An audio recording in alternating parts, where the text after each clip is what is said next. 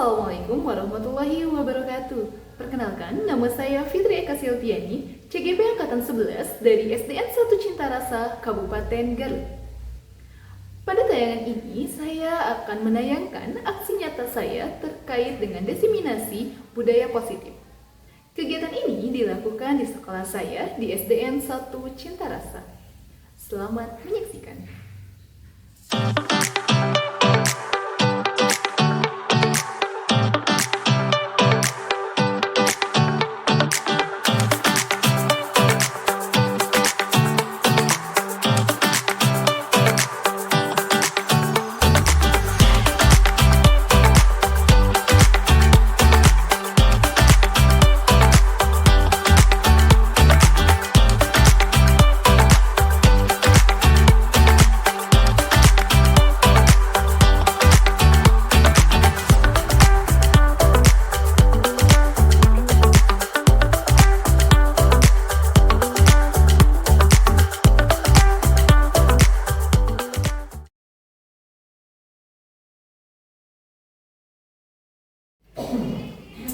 Bismillahirrahmanirrahim. Assalamualaikum warahmatullahi wabarakatuh. Waalaikumsalam warahmatullahi wabarakatuh. Selamat siang Bapak Ibu Guru dan Bapak Kepala Sekolah SDN 1 Cintarasa. Alhamdulillah pada kesempatan ini kita bisa kembali berkumpul dalam acara diseminasi budaya positif calon guru penggerak angkatan 11, yakni Ibu Fitri Eka Silviani. Pada kesempatan ini saya sangat berbahagia sekali. Saya mengucapkan terima kasih kepada Bapak Kepala juga Bapak Ibu Guru yang sudah memberikan waktu, menyediakan waktu dan tenaganya untuk kita berkomunikasi atau berdiskusi dalam diseminasi budaya positif ini. Untuk mengefektifkan waktu, saya akan membacakan susunan acara diseminasi ini. Yang pertama yaitu pembukaan, yang kedua sambutan dari Bapak Kepala Sekolah, yang ketiga kegiatan diseminasi, yang keempat tanya jawab, yang kelima doa, dan yang keenam tutup. Baik, dilanjut saja kita ke pembukaan. Mari kita buka acara diseminasi budaya positif ini dengan bacaan basmalah bersama-sama. Bismillahirrahmanirrahim. Baik, untuk acara selanjutnya yaitu ada sambutan dari Bapak Kepala Sekolah kepada Bapak Toto SPD. Saya persilakan.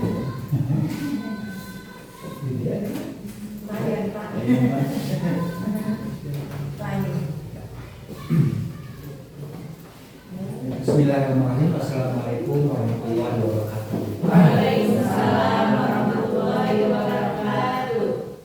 Alhamdulillah wassallallahu asyhadu an la ilaha illallah wa asyhadu anna sayyidina Muhammad sallallahu alaihi wasallam. Puji dan syukur kita kepada Allah Subhanahu wa taala. Shalawat serta salam semoga limpahkan junjungan kita yakni Nabi Muhammad sallallahu alaihi wasallam. Tak lupa pada keluarganya, pada sahabat-sahabatnya, sampai pada kita semua. Semoga kita mendapat syafaat dari Rasulullah SAW dunia sampai nanti akhirat kami. Bapak dan Ibu guru yang saya hormati, alhamdulillah di kesempatan ini kita bisa berkumpul di diseminasi ya budaya positif. Dengan itu saya selaku pimpinan atas sekolah untuk membuka acara ini dengan semoga acara ini berjalan dengan lancar. Juga semoga ibu yang hebat ini ya bergerak semoga kita mendapat ridho Allah Subhanahu wa taala. Amin. Itu dari saya tidak panjang lebar ya. Hanya saya menyebabkan rasa bangga sekali kita untuk meningkatkan apa-apa yang kita harapkan. Semoga menjadi itu pelajaran untuk kita, SD kita semakin meningkat dalam hal apa yang kita laksanakan. Itu dari Bapak sekian dulu. Assalamualaikum warahmatullahi wabarakatuh. Waalaikumsalam warahmatullahi wabarakatuh. Terima kasih kepada Bapak Toto yang sudah memberikan sambutannya, dan kami pun mengucapkan terima kasih atas dukungan dari Bapak Kepala Sekolah dalam menyediakan dan mengizinkan kegiatan ini. Untuk acara selanjutnya yaitu kegiatan yang inti, yaitu kegiatan diseminasi yang pada hari ini insya Allah akan disampaikan oleh Ibu Fitri Eka Silvia SPD. Kepada Ibu Fitri Eka, saya persilahkan. Baik, terima kasih juga sebagai moderator kegiatan hari ini. Saya juga ucapkan terima kasih kepada Bapak Ibu guru semua atas kesediaannya meluangkan waktu untuk mengikuti kegiatan diseminasi mengenai budaya positif yang nanti saya akan paparkan. Pada kesempatan kali ini, izinkan saya memaparkan hasil pembelajaran saya tentang budaya positif. Nah, tujuannya adalah yang pertama berbagi praktik baik mungkin nantinya, yang kedua adalah berbagi informasi terkait budaya positif di sekolah, dan yang selanjutnya adalah nanti kita akan berdiskusi bagaimana budaya positif yang ada di sekolah kita. Seperti itu.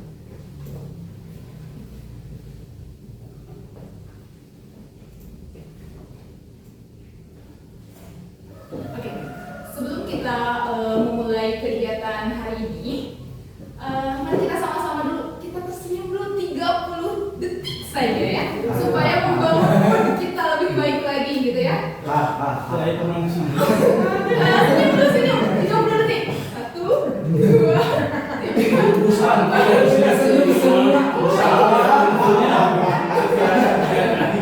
Aku Fitri belum tersenyum. Lagi fokus.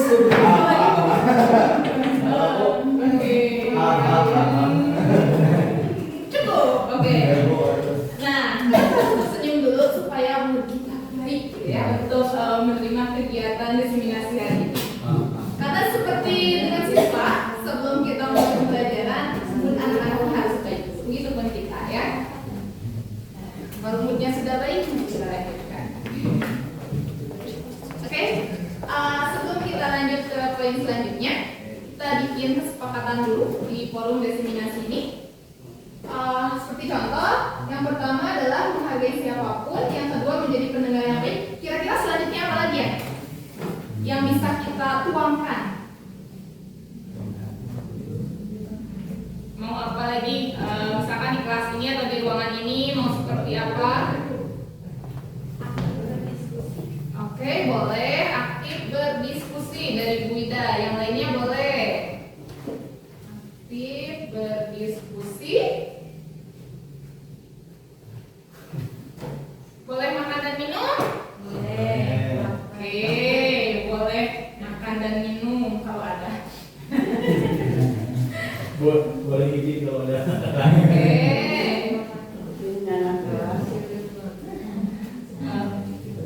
Boleh keluar dengan izin ya.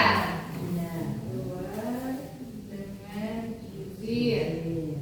Lagi ya. Boleh sambil ngemil.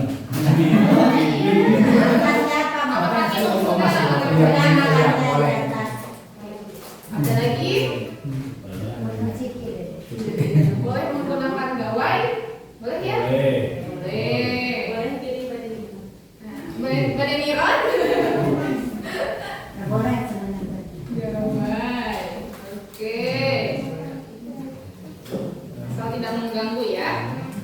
Ada lagi? Itu cukup saja? Sudah cukup. Cukup ya. Soalnya yang bisa disepakati. Oke, kita share lagi ya. Oke, ini kesepakatan di forum diseminasi kali ini.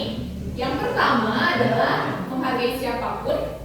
Yang kedua, menjadi pendengar yang baik. Dan yang ketiga, aktif berdiskusi, karena nanti kita juga akan ada tanya jawab.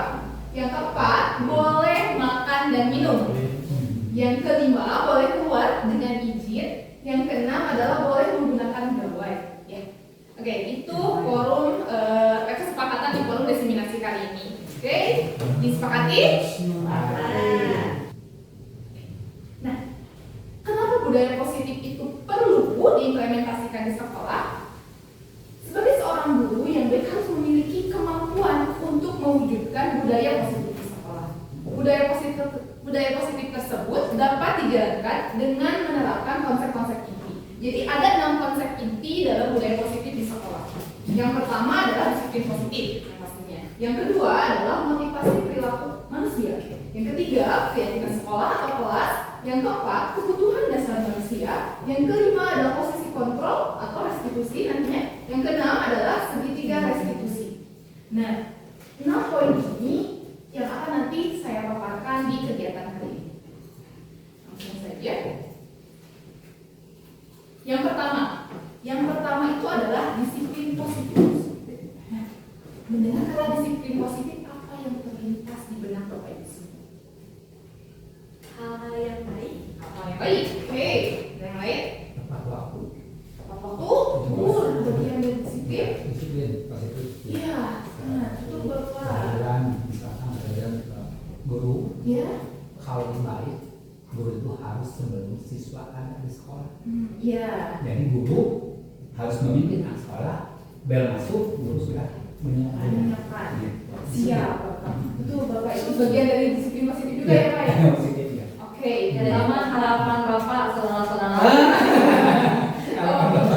Pak, katanya Bapak berang naik. Oke, itu adalah Aku perjelas. disiplin. Oke, berarti banyak. Tadi yang kata Bu Ida ada hal-hal yang baik. Kata Bapak memberikan contoh, salah satunya adalah dengan penerapan datang tepat waktu. Ada yang lain lagi? Mentaati peraturan. Mentaati peraturan perilaku. Itu bagian dari disiplin positif semuanya ya. Nah, mari kita belajar bagaimana sih disiplin positif itu.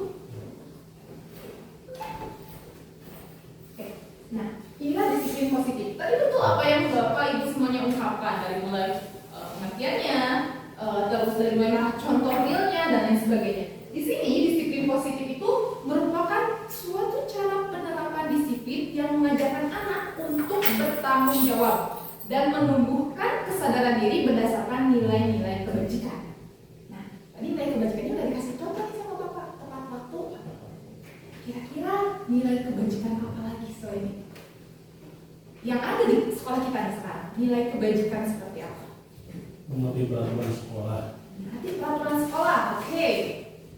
Dari yang lain?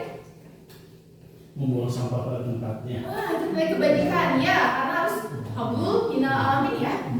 Selain hablu minal nas gitu. Oke, ada lagi? Menolong. Menolong, iya, tolong menolong gimana? Menolong. Itu nilai kebajikan. Ada yang lain lagi? Gotong royong. Gotong royong, tidak berkata kasar. Ya, banyak sekali nilai-nilai kebajikan yang kita yakin sudah mulai tumbuh ya di sekolah kita. Kita bisa kita pungkiri. Walaupun masih ada beberapa hal yang perlu kita benahi. Nah, dari sini kita bisa melihat bahwa disiplin positif itu adalah bentuk tanggung jawab dari siswa. Ya. Nah, jadi menemukan mereka bagaimana caranya mereka bisa mandiri, bisa bertanggung jawab dan mengimplementasikan nilai-nilai kebajikan. Seperti itu. Itu disiplin positif. Nah, disiplin positif lebih ke arah disiplin yang dapat mengontrol diri dalam melakukan segala tindakan. Setiap orang punya keinginan untuk berbuat sesuatu yang di luar nalar kita ya. Misalkan saya punya keinginan pengen nyubit Bu Ida, Nggak boleh. nggak boleh ya. Harus bisa mengontrol kan? Nah, kontrol itu yang disebut dengan disiplin positif. Kami tak hayang nyontek Pak, tapi kan ulah nyontek. Boleh demi kesuksesan. Demi kesuksesan. Nilai menantang. Nilai kita mesti menang dulu. Nah, kalau seperti itu, bagaimana nih? Saya ada kaitan serius gitu. Lima. Bisa bermanfaat. Bermanfaat. Nah, berarti kan dengan seperti itu, bagaimana cara anak itu bisa mengasah dirinya kan guys? Jadi harus gitu kan? Nah, seperti itulah disiplin positif itu. Jadi setiap tindakan yang dilakukan oleh siswa dipikirkan. Mukul orang, semuanya orang ingin ya. Misalnya, kemarin kita selalu WK, pengen sekali mengeluarkan jurus, tapi mengenai ketidaklah, karena dia punya mainnya kayak kubu WK punya kontrol ya. Nah,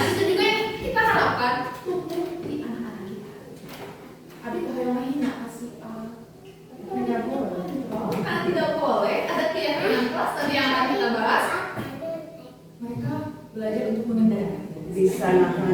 Nah, betul kata ibu, bisa nahan. Karena kan kita tidak terlepas dari emosi ya, namanya manusia tidak terlepas dari emosi yang ya, A, B, C, D, E, F gitu ya. Tapi kalau ada kontrol, terus kita tuangkan ke arah yang lebih baik. Seperti itu. Di sini disiplin positif juga dapat membuat murid memahami dan menyadari berdasarkan motivasi internal, bukan paksaan, bukan karena ada ujian atau mendarat. Bisa aja misalnya Bu Ida jangan nyontek. Nanti kalau nyontek Bu Ida diberdiriin di lapangan. Itu kan motivasinya masih eksternal. Tapi kalau misalkan Bu Ida udah nyadar, oh saya nggak boleh nyontek. Kalau nyontek nanti nilainya tadi jadi haram ya. Jadi haram, jadi gak berkah. Nah itu berarti sudah ada kontrol dalam dirinya. Seperti itu. Berarti itu motivasinya adalah motivasi internal ya, motivasi dalam diri. Itu yang akan kita harapkan tumbuh di dalam diri kita maupun dalam diri anak-anak. Nah, kenapa seperti itu? Kalau tadi kita berbicara tentang nilai-nilai kebajikan, di sini kita juga berbicara tentang karakter yang kita inginkan. Bagaimana sih anak yang bisa mengontrol diri itu? Nah, di pembelajaran kurikulum Merdeka kita mengenal yang namanya profil pelajar Pancasila. Ada 6 ya, Bapak Ibu semuanya.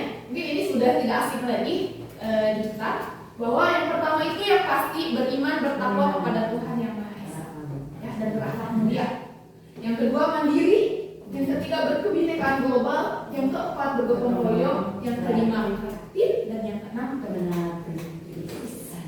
Ini harus mulai kita budayakan lagi kepada anak. Tapi ini sudah muncul tanpa kita sadari ataupun kita sadari, ini sudah muncul dalam diri anak-anak kita. Tinggal mengasah, tinggal menguatkan. Mungkin kalau biasanya di kelas 1 itu suka ada nyanyian. Pelajar Pancasila beriman dan bertakwa pada Tuhan yang Esa dan berakhlak mulia, berkebinekaan global, gotong royong mandiri, kreatif dan bernalar kritis. Biasanya kalau anak-anak suka dinyanyiin itu ya. Nanti juga rame-rame itu bisa dinyanyikan. Dan kalau terngiang-ngiang kan biasa anak kalau nyanyi itu terngiang-ngiang ya, nempel, mudah-mudahan nempel sama lagu. Iya sama, kita juga diingetin ya itu. Nyanyiin langsung tidur ini. Ya itu mah. Ya itu. Kenapa profil pelajar Pancasila ini sangat penting? Karena ini merupakan salah satu gambaran bagaimana akhlakul karimah atau akhlak pribadi siswa yang diinginkan. Yang pertama adalah beriman dan bertakwa. Ini adalah landasan awal. Seperti kita sedang berdiri di sini, kita memiliki landasan lantai. Terbayang, kita bisa mandiri, kita berkebinekaan global, kita bergotong royong, kita kreatif dan juga kita bernalar kritis. Tapi kita tidak punya landasan dasar yaitu beriman dan bertakwa, atau kita tidak bisa berdiri. Seperti kita berenang, kan ada dasarnya kita bisa nampak dirinya alas. Kalau tidak ada dasarnya kita tenggelam. Itulah yang poin yang pertama. Sisanya yang lainnya juga sangat penting. Nah, motivasi perilaku manusia. Seperti yang tadi dipaparkan di awal bahwa setiap orang punya keinginan, yang bisa mengontrol. Nah, keinginan ini mungkin ada pendorongnya. Misalnya, kalau Bu Santi nyari makanan, kira-kira kenapa ya Bu Santi? Karena lapar. Ya, ada pendorongnya. Nah, perilaku manusia yang lainnya juga ada pendorongnya. Misalnya, anak di kelas curi.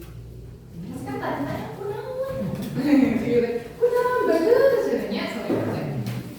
Bingung kan? Apakah ujung-ujung curi? Ada penyebabnya, ada sebabnya, ada akibatnya. Ya, ada sebab pasti ada akibatnya ya.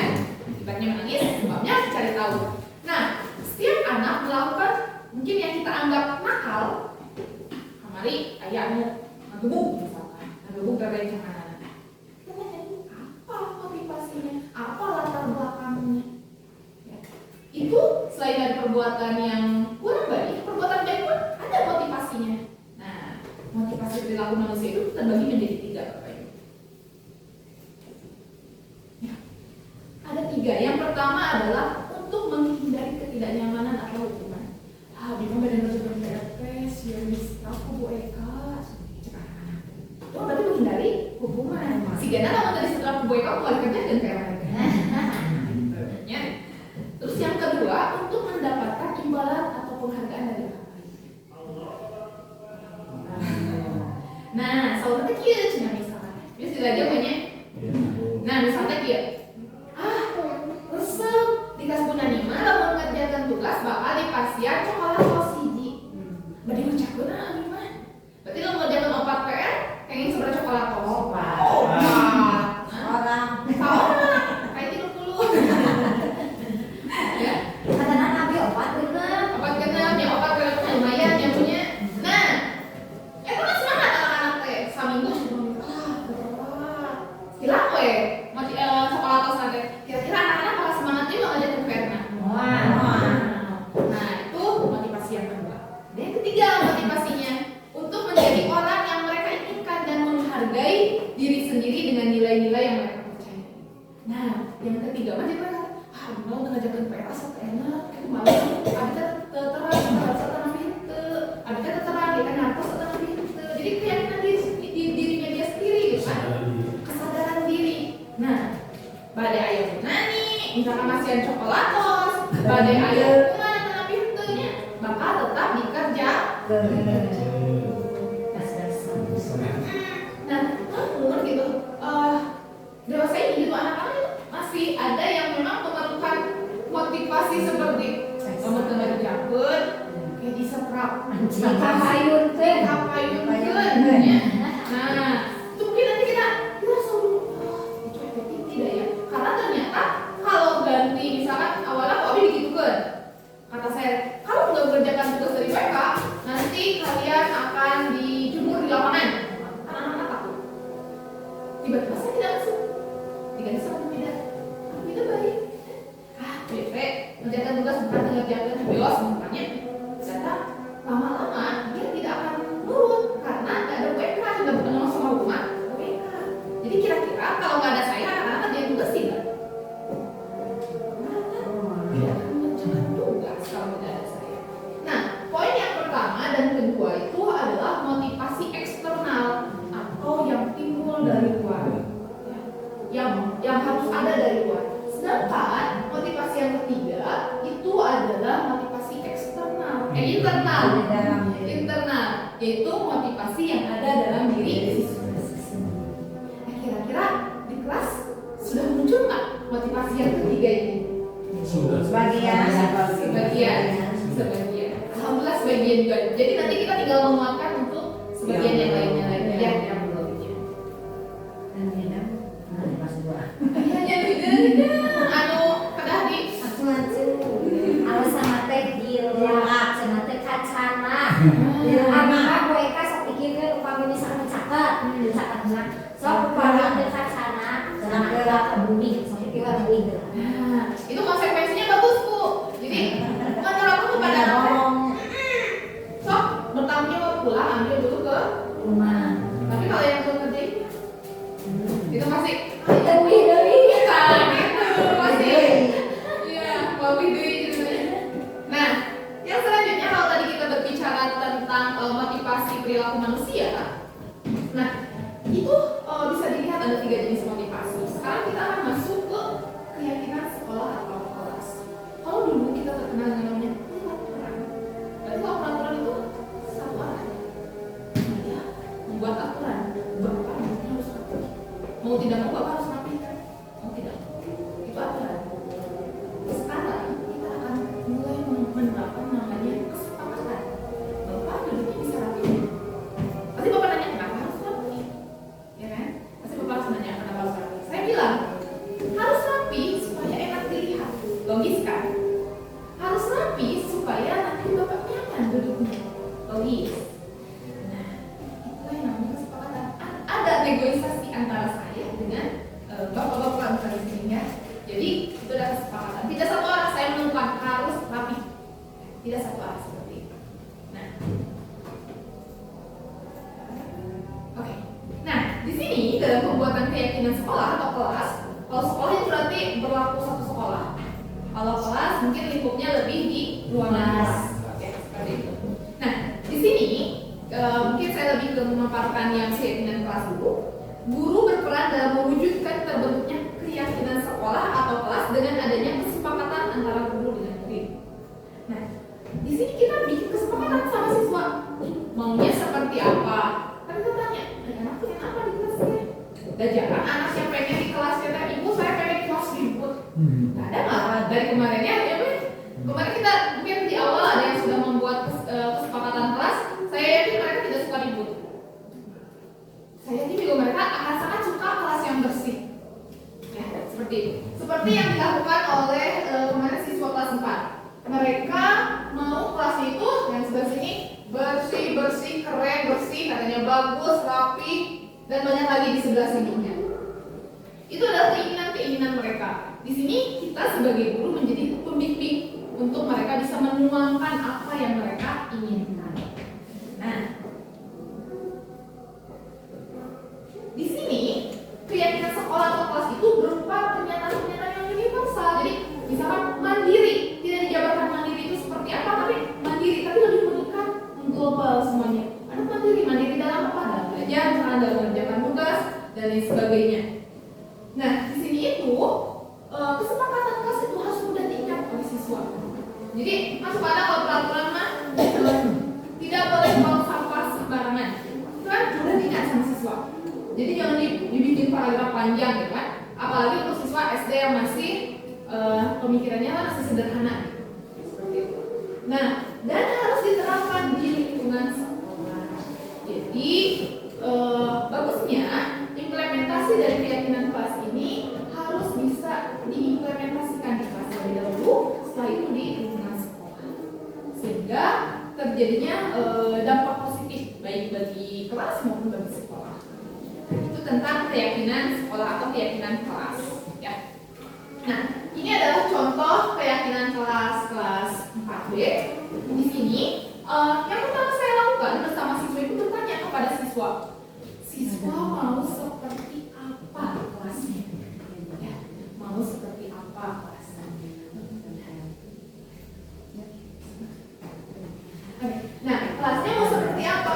Misalnya di sini anak-anak mau disin, pengen kelas yang bersih, pengen kelas yang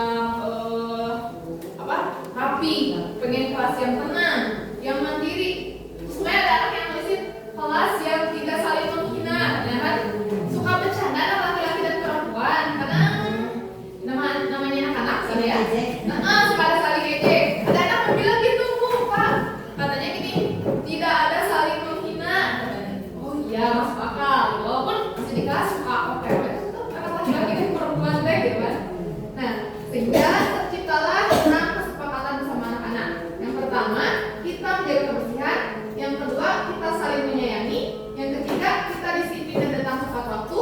Yang keempat, kita menjaga ketertiban kelas. Yang kelima, kita senantiasa jujur. Dan yang keenam, kita bertanggung jawab di dalam belajar. Jadi ada 6 kesepakatan kelas. Bagaimana implementasinya? Memang anak-anak sering kali lupa. Namun di sini tugas kita adalah untuk mengingatkan kepada mereka, ya, mengingatkan tentang kesepakatan ini. Karena kan ada anak-anak kalau diingatin, oh iya, itu saya lupa. Jadi mereka juga suka refleksi diri gitu bahwa ketika salah apa yang mereka lakukan seperti itu. Kayak misalkan yang menjaga ketertiban kelas. Anak-anak ketika sudah mengerjakan tugas, kadang yang sudah beres sama yang belum. Saya fokus ke yang belum, yang sudahnya. Ganggu. Iya. Nah, dikatakan lagi, kelasnya tertib tidak kalau seperti ini? Oh iya tidak. Sekarang apa yang harus kalian lakukan? Tertib, Bu. Kalau mau tertib gimana? Duduk. Kalau nggak duduk bisa bantu temannya. Kita bisa memanfaatkan mereka untuk membantu teman-temannya yang masih kesulitan dalam belajar. Dan itu lebih efektif juga. Kita tidak capek-capek untuk duduk dan lain sebagainya. Seperti itu.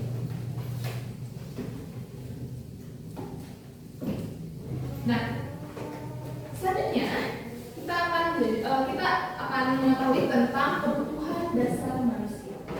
Nah, di sini setiap manusia itu punya kebutuhan dasar. Kira-kira apa sih kebutuhan kita? Salah satunya kita butuh untuk apa ya?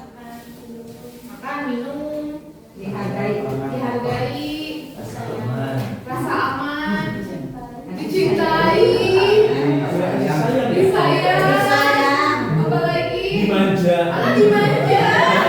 Aduh. Dan yang lain-lain. Dan yang lain-lain. Banyak sekali ternyata kebutuhan kita. Apakah sudah terpenuhi Bapak Ibu? Belum, Bu. Oh, belum. Sekalian, Bu. Ya, kita saja sebagai orang dewasa menemukan banyak hal ya sebagai kebutuhan dasar kita. Ya, apalagi ya, kan kalau hidup ceritanya, karena kita bukan makhluk tak hidup.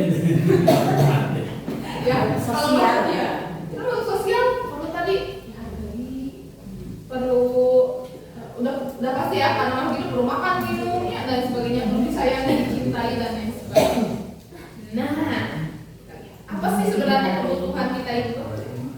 Nah, ketika seorang murid melakukan suatu perbuatan yang bertentangan dengan nilai-nilai kebajikan atau melanggar sebenarnya karena mereka gagal memenuhi kebutuhan dasar mereka. Misalkan gini, kita kan lapar, kemudian kita tidak bisa memenuhi kebutuhannya karena nggak kerja dan sebagainya. Ada orang yang nganggurin untuk memenuhi kebutuhan itu. Tapi kebutuhan dasarnya harus terpenuhi. Sama halnya dengan siswa kita. Ketika melakukan suatu tindakan yang tidak baik atau kurang baik, maka biasanya ada sesuatu atau kebutuhan dasar yang tidak terpenuhi. Nanti ada studi kasus. Ini adalah kebutuhan dasar manusia. Yang pertama bertahan hidup. Itu tadi kata Bu Ida, makan, minum, bernapas yang pasti ya, yang gratis yang oksigen nih, bernapas dan sebagainya. Yang kedua, berkata apa? Kasih sayang dan rasa diterima. Yang ketiga, penguasaan. Yang keempat, kebebasan dan yang kelima, kesenangan. Itu kebutuhan dasar manusia. Baik kita sebagai orang dewasa maupun peserta didik. Kebebasan. Ternyata hal itu kebebasannya. Yang pasti nanti kebebasannya seperti apa? Itu ada misalnya ya, ada apa sih rules yang memang perlu diterangkan kepada anak-anak tentang apa sih kebebasan itu. Bukan dia boleh melakukan segala hal, tapi dia melakukan sesuatu sesuai dengan kontrolnya, harus ada kontrol. Gitu. Nah, tadi kasusnya seperti ini. IPK sebagai wali kelas 4B sudah bingung menghadapi salah satu murid di kelasnya, namanya Tommy. Itu kok udah kali mana ya kata namanya Tommy? Iya, welas apa namanya? Beberapa anak telah mengeluhkan Tommy yang seringkali meminta bekal makan siang mereka dengan paksa. Jika Anda menghadapi situasi seperti IPK, apa yang akan Anda lakukan? Kira-kira apa yang akan Anda lakukan, Bapak Ibu semuanya? Anak-anak tuh suka ambilin makan siang temennya, maksa lagi. Negornya diajak ngobrol, Diberi pengertian. diberi pengertian. Nah, hal lain pada dikasih apa tuh jajanan? Boleh. Oh, boleh. Dicukupi. Siap terasa-terasa. Secara persuasif kan harus dilihat latar belakangnya juga.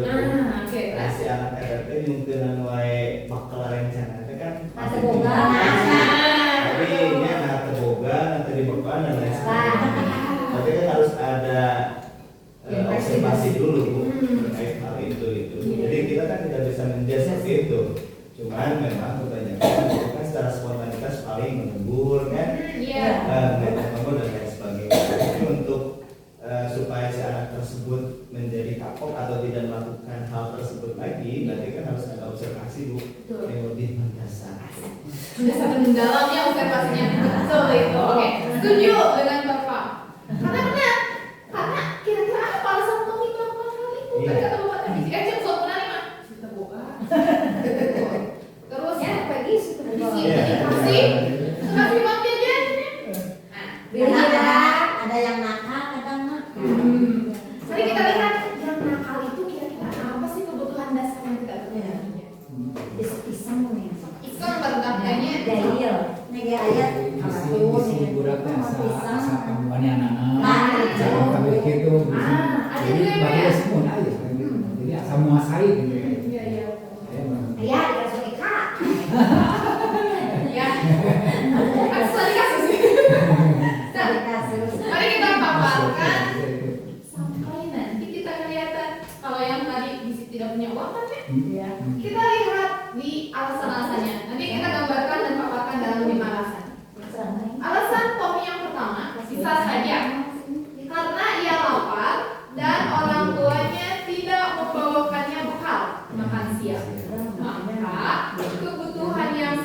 rasa dipenuhi oleh Tommy adalah untuk bertahan hidup. Ayo lapar atau kumaha deui. Daripada lapar, mending lapar. Mending nyungkeun dari maksa. Dari maksa. Berarti itu kan kebutuhan dasar yang tidak terpenuhinya karena lapar. Kebutuhan bertahan. Iya. Berarti kebutuhan bertahan hidup. Nah, kira-kira lamun kebutuhan bertahan hidup nih yang harus dipenuhi sebagai manusia kita harus seperti apa ya? Memberikan pekerjaan kepada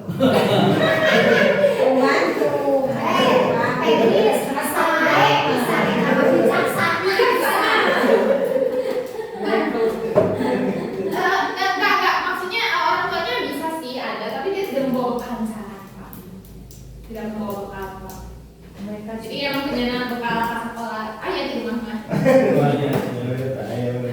Supaya silap, terpaksa. Atau anaknya nggak mau kadang-kadang. Boleh hal itu mau dikasih lah, tapi jangan keenakan. Berarti ke anaknya disuruh apa nih, ke Tominya nih nantinya. Suruh lebih disiapkan lagi. Kalau disiapkan lagi bisa. Bahannya supaya tidak lupa. Apalagi kalau dia udah lapar ya. Iya. Mana? Nah, Aduh, kayak ini hilangkan. Hati-hati. iya. Ini. Ini bener ya, nanti jadi biar Tominya sendiri bisa bawa bekal dari rumah ya, diingatkan mungkin ya. Diingatkan. Soalnya kan untuk bertahan hidup mau kalau ya mau belajar perut keroncongan, Konsentrasi. konsentrasi. Kalau Tommy daripada saya nggak konsentrasi, mending saya minta maaf ya. Itu mungkin kita juga harus lebih memahami gitu. Kadang ada siswa yang seperti itu, tidak bawa uang jajan, tidak bawa bekal, tapi malah minta ke temannya dengan cara paksa. Ini alasan yang keduanya, karena dia merasa senang teman-temannya jadi memperhatikan dia. Di rumah mah ya bekal, ada lagi capek, capek di sana. Dia itu berarti kekurangan apa? Hati ya. Kasih sayang, capek. Adikun, kita kan kok kalau jangan kan diperhatikan. Ini sih walaupun negatif ya. Tommy mainnya, kita Punya noe. Tapi makanya jadi terngiang-ngiang namanya Tommy. Terus kan dikasih tahu nih ke wali kelasnya ke saya di sana. Saya juga jadi perhatian. Ya, gitu. Net sulap. Terus nantinya juga kan, saya kayak sering-sering nih melaporkan ke orang tua anak. Iya. Itulah yang dia inginkan Tommy kayak apa ke orang tua. Perhatikan. Kadang ada anak yang gitu kan melakukan perilaku yang kurang baik teh gara-gara Kurang kasih sayang. cari perhatian di rumah diantar ke sekolah cari perhatian. Nah, seperti itu Bapak Ibu ya. Jadi alasan yang kedua Tommy bisa saja Tommy itu ngambil bekal temannya karena memang dia kekurangan kasih sayang. Jadi caper ke teman-teman, guru dan juga orang tua. Oke. Nah, yang ketiga di sini tuh karena Tommy itu merasa kalau dia ngambil paksa, mengapa teman-temannya jadi takut dengan dia dan menuruti keinginannya. Jadi ngebos dia. Jagger. Terus berjeger. Maka sebetulnya Tommy sedang berusaha memenuhi kebutuhannya akan kekuasaan. Jadi supaya yang lain takut, dan saya tak kuat kata Tommy dengan bukti bahwa setiap orang bisa memenuhi keinginan saya. Bekalnya bisa dikasih sama saya. Seperti itu. Karena ada anak-anak yang pemenuhan kekuasaannya tidak terpenuhi. Biasanya jarang diapresiasi di rumah dan sebagainya. Jarang diajak untuk berkomunikasi.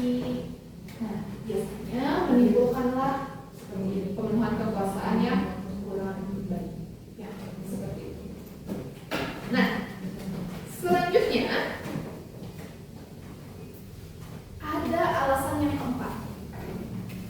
Mungkin aja Tommy teh cuma kenangan di rumah nanti bagus, asep, bawa bekal ini. Tapi Tommy gak mau karena dia merasa bosan dengan menu yang sama. Mie deui.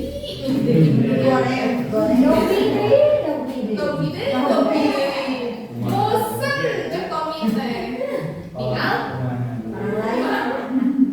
ya lihat orang lain.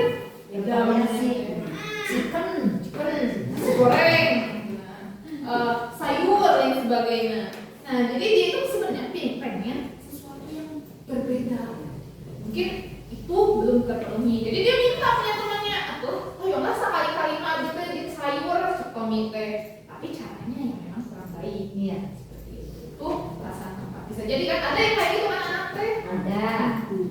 kasih 4.000 teh cukup pakai jajan.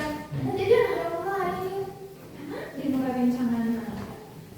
Kadang pindah tabungan antara di kasih. Nah, kejadiannya juga kadang seperti itu ya. Karena pengen yang lebih lagi, kadang tabungan tidak dikasih.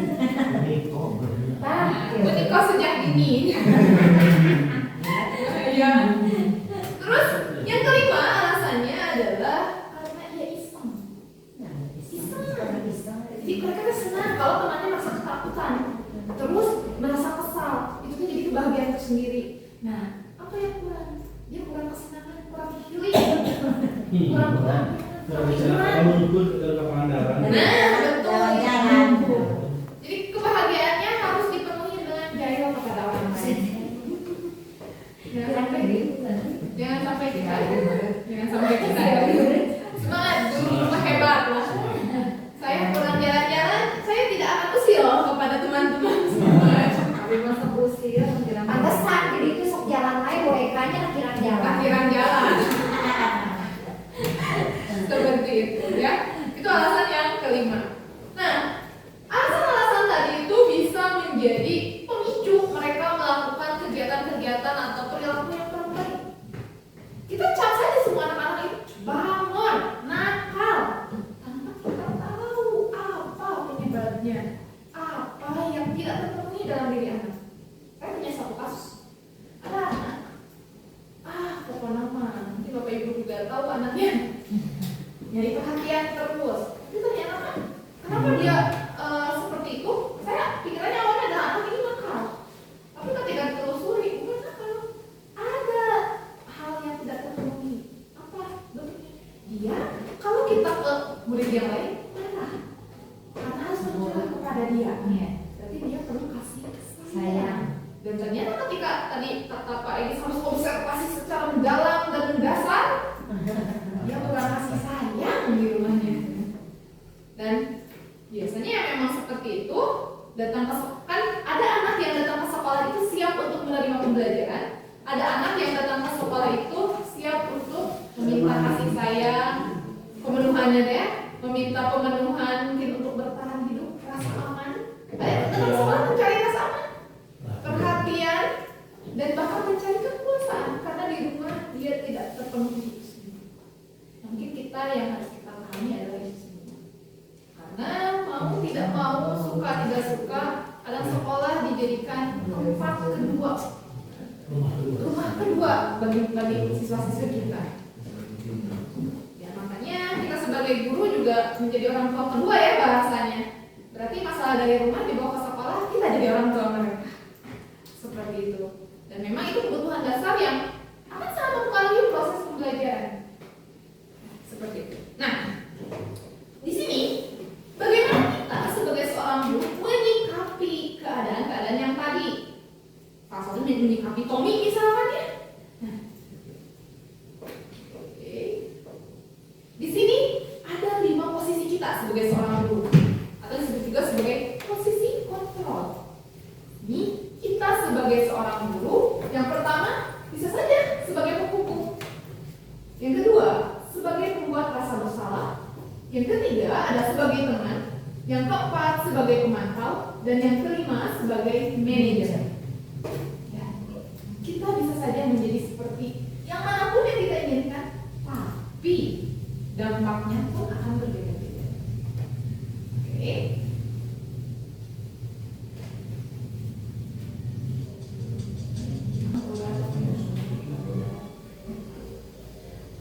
Ini sebagai gambaran secara besar saja mungkin ya.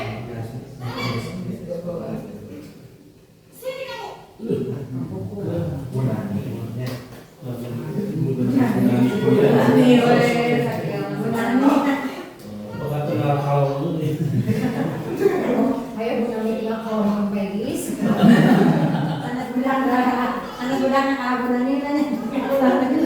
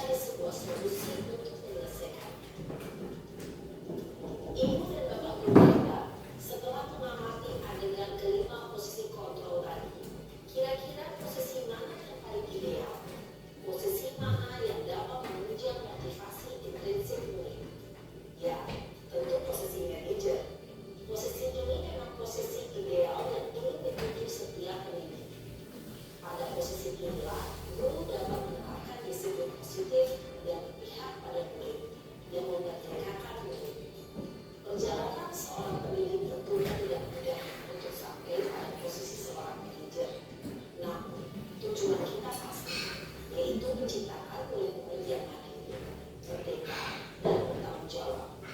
Semoga penggambaran 5 posisi kontrol yang telah diperlihatkan ini dapat menjadi ajang refleksi bagi kita semua, agar dapat terus mengasah dan menerapkan disiplin positif yang memerdekakan murid. Mari terus berlatih dan bersemangat. Selamat menerapkan. Salam dan bahagia, Ibu dan Bapak Guru. Hebat.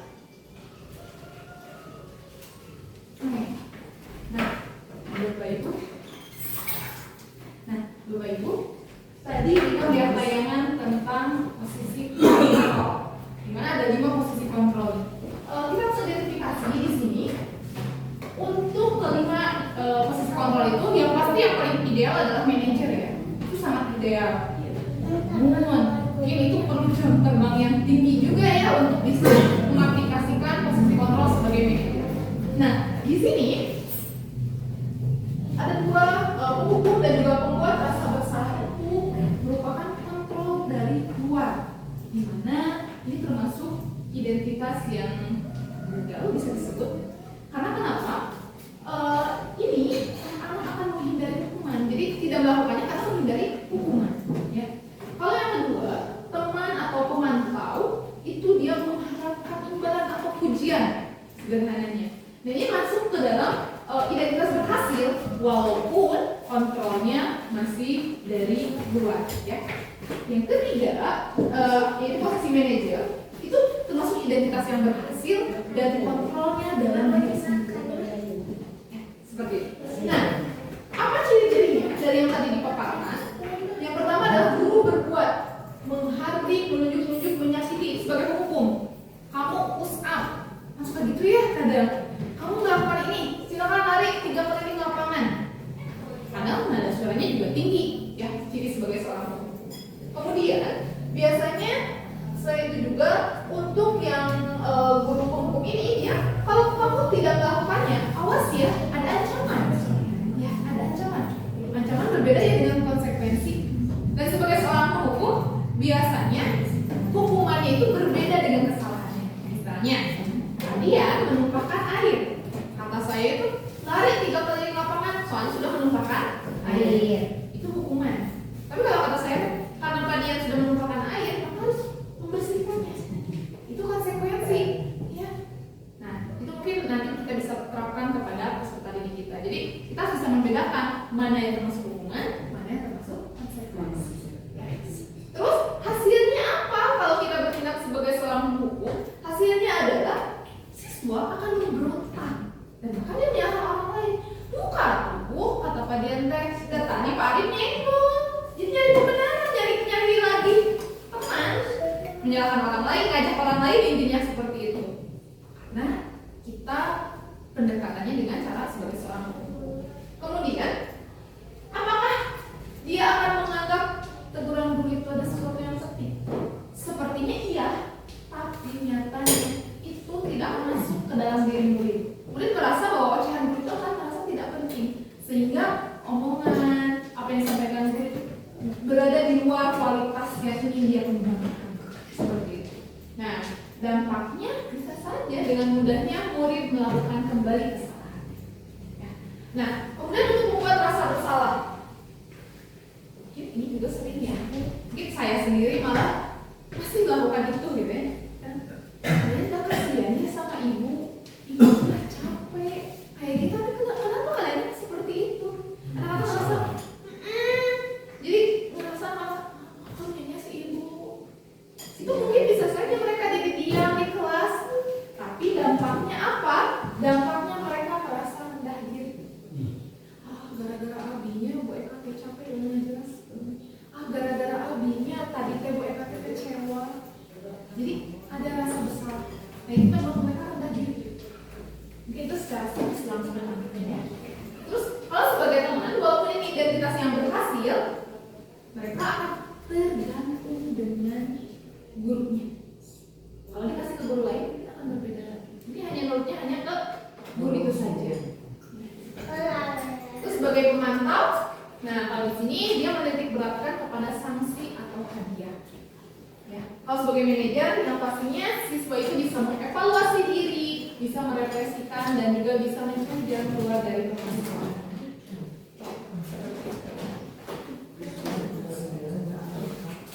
Oke. Karena tadi yang paling ideal adalah posisi kontrol sebagai seorang manajer, di sini ada satu contoh.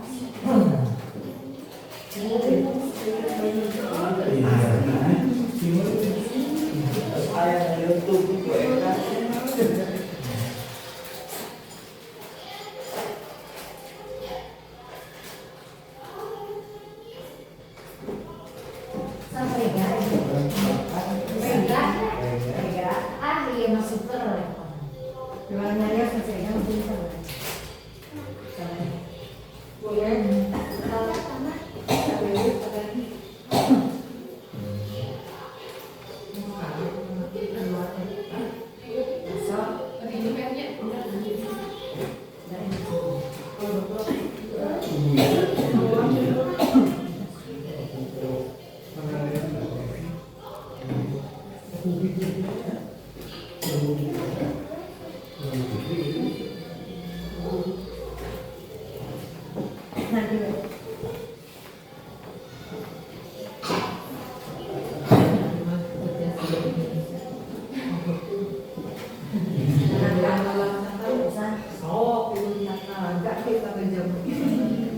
tadi oke besok.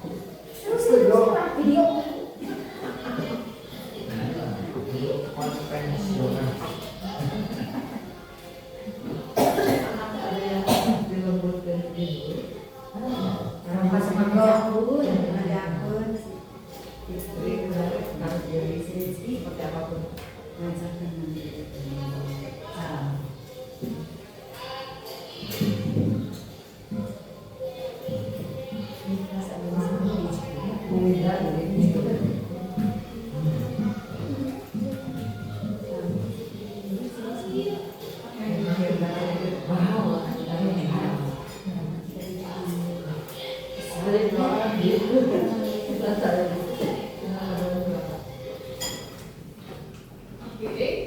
Di sini jadi ada satu kasus. Di sini tuh kasusnya itu kebetulan terjadi ada kelas atas yang sedikit berselisih dengan kelas bawah. Kebetulan kelas bawahnya anak berkebutuhan khusus. Kejadiannya ditanya dulu dua belah pihaknya. Salah satunya kejadian rehannya juga ditanya kenapa, tapi memang jawabannya tidak juga gamblang. Kemudian ditanya juga reganya. Nah, saya mengikuti yang nanti mungkin akan saya paparkan juga di bawah segitiga restitusi. Dimana tadi saya nanya ke reganya, tadi ada kejadian apa? Tanya dulu ke reganya, ada kejadian apa? Karena kita harus melihat dari dua sisi. Iya. Reganya menjelaskan katanya, saya dilempar pakai es batu karena saya marah. Saya sebutlah dia dengan sebutan cau katanya. Cau. Karena mungkin tidak bisa menerima rehannya, sehingga dia marah.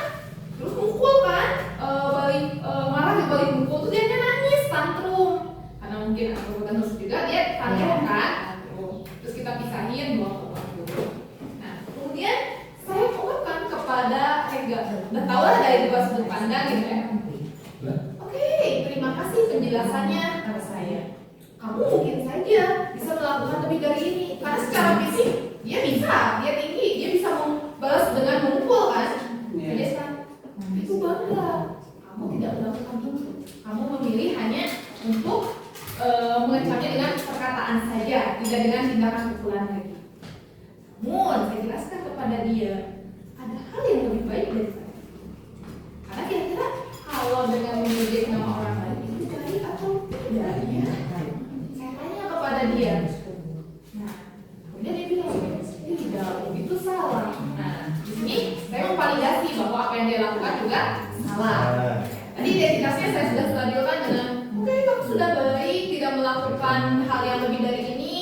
Setiap orang bisa marah, kalau namanya dilempar pasti marah ya. Iya. Saya sebut, kamu sebenarnya sudah betul dengan seperti itu, tapi perilaku mengejek tidak baik. Sekali seperti itu. Dan dia maafin, ya salah bu itu teh. Terus saya tanya lagi, kira-kira kamu melanggar keyakinan sekolah kita nggak? Iya bu, kan waktu itu kita nggak boleh ngebully karena beda pas begitu. Oh iya ya, kata saya, oh iya ada keyakinan itu ya. Terus keyakinan apa lagi? Harus saling menyayangi. Kalau menghina saya menyayangi nggak?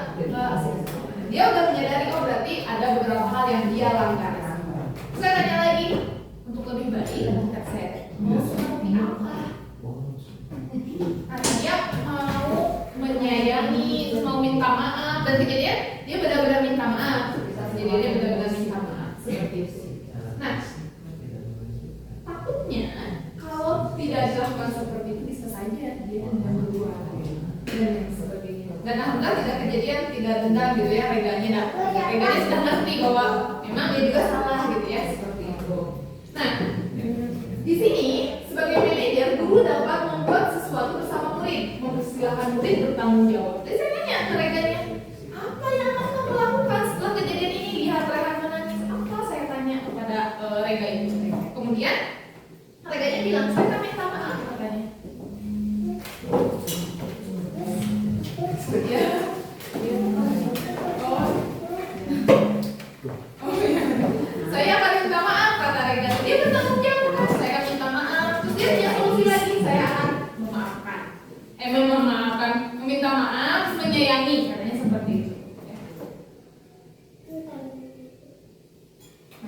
Tapi Bapak Ibu, mungkin tanpa kita sadari, karena kan ini mas posisi yang ideal. Banyak kan kita ada di mana sih sekarang? Kalau saya sendiri jujur saja ya, masih ada di pembuat rasa bersalah kan? Apakah Bapak Ibu sudah ada di posisi manajer sekarang? Oke, ada yang lain? Teman. Di sana ada di sini. Kalau tidak ada di sana, ada di sini. Masalah putri. Oh, dari pembunuhan situasi ya. Betul, ada yang situasi. Karena memang beda anak, beda penanganan ya Pak, apa ya? Beda anak, beda penanganan seperti itu. Oke. Nah, kita masuk ke yang selanjutnya yaitu segitiga restitusi yang tadi telah saya lakukan. Bukan contoh. Ketika kita bergerak sebagai seorang manajer, berarti kita harus memahami dulu segitiga restitusi. Apakah itu? Nah, di segitiga restitusi itu ada 3 tahapan. Yang pertama adalah menstabilkan identitas dari murid atau dari yang tadi bersangkutan. Kalau tadi di contoh saya adalah Rega. Yang kedua adalah memvalidasi tindakan salahnya. Menghina pun salah walaupun dari identitasnya sudah stabilkan. Kita memaparkan lagi bahwa menghina itu salah, tapi dengan kesadaran dia sendiri. Dan yang ketiga adalah menanyakan keyakinan. Mana keyakinan yang dia lakukan? Seperti itu.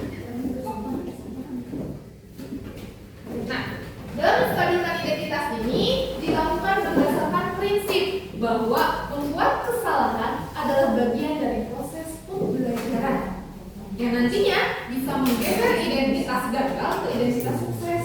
Ya, seperti itu. Nah, mungkin ini kata-kata yang bisa kita gunakan. Kemudian berbuat salah itu hal yang manusiawi. Jadi kita masih tahu ke anak atau ke sebenarnya restitusi ini tidak hanya bisa dilakukan kepada anak, bisa juga dilakukan dengan rekan sejawat atau dari atasan ke bawahan. Itu juga bisa. Di masyarakat juga bisa dilakukan dengan rekan-rekan kita segitiga restitusi. Ya walaupun bentuknya mungkin tidak formal seperti yang tadi ya, bisa secara implisit seperti itu.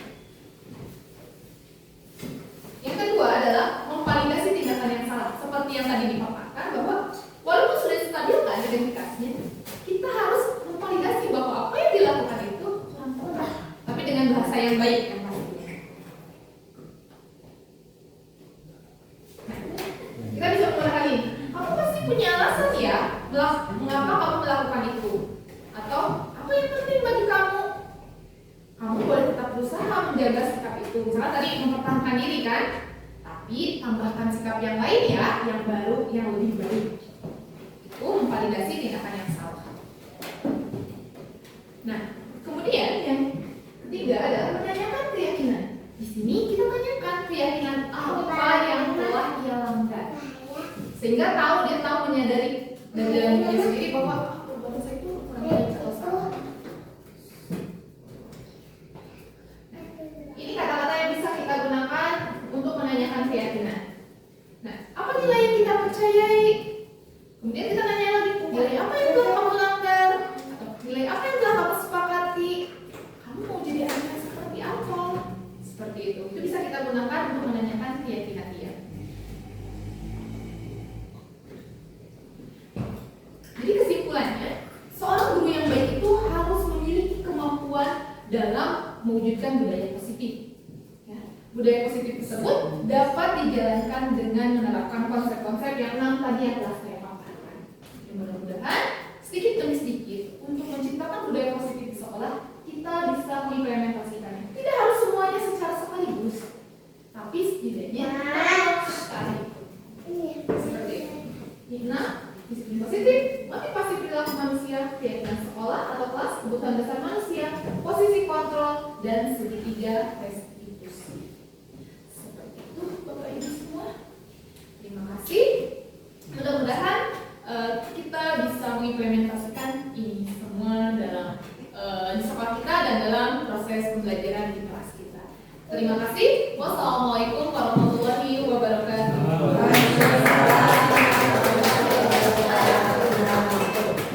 Terima kasih kepada Ibu Fitri Eka Silviani SPD yang sudah memberikan diskriminasi budaya komunitif dengan begitu jelas dan kontekstual sesuai dengan keadaan yang ada di sekolah kita.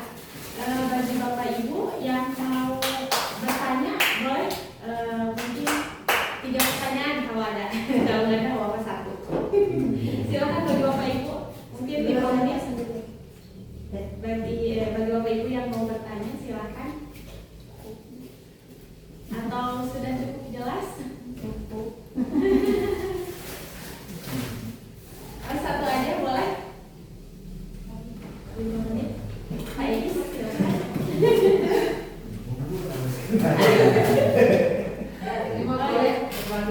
Iya, boleh, tapi minta saran gitu. boleh silakan. Terima kasih ya atas waktunya. Di kelas saya ini bukan kasus sih, karena nggak terlalu urgent gitu, nggak kayak kemarin masalah. Jadi saya ingin dari teman-teman semuanya masukan, ada anak, dia bisa menulis, bisa membaca, ya kelas 1 nih. Tapi ketika dia melaksanakan tugas, misalnya dikasih tulisan di depan bahwa kata, dia pasti nangis sampai gini, Ibu, saya nggak bisa. Kalau setelah ini saya harus nulis apa? Jadi ke meja, ke depan. Padahal dia bisa. Enggak, aku nggak bilang tapi main bilang saya nggak bisa. Nah, gitu. Tapi disuruh nulis bisa, baca bisa. Tapi sebelum dia melakukan, jadi namanya langsung ke bahasa Sunda. Bukan, bahasa Sunda. Komeo, maco. Jadi, dia merasa tidak bisa gitu, padahal dia bisa gitu. Atau sudah dipayun, oke, sok dipayun. Tapi kan tidak setiap waktu kita belajar dari depan kita, yang maksudnya ke meja kita kan. Jadi kemandirian kan gaya. Padahal dia bisa gitu. Jadi karena dia sangat bisa memberikan yang kamu bisa, melakukannya sendiri dan sebagainya. Tapi udah berkali-kali dicoba seperti itu, tapi sampai hari ini progresnya tercapai ya. Meskipun memang nama di kelas juga ada. Ya, tapi berusaha bisa. Sampai kamu berkurang. Sisi bukan, bisa. Ya cerita kan saya cerita cuma menangis biasa gitu ya. Dia masih hati. Tak itu katanya. Sebenarnya bisa gitu. Pelan-pelan manusia kayak. Sampai kan teman-teman bilang gini. Nah, ini cara motor itu bisa, tapi kita cuma di kamar itu bisa harus. Karena temennya. Nah, jadi perempuan. Nah, itu jatuh kayak masih cara mengatasi anak yang seperti itu gitu. Atau mungkin dia tuh perlu sehingga tadinya kurang kasih sayang, atau kurang perhatian. Jadi boleh tidak apa-apa. Itu mah emang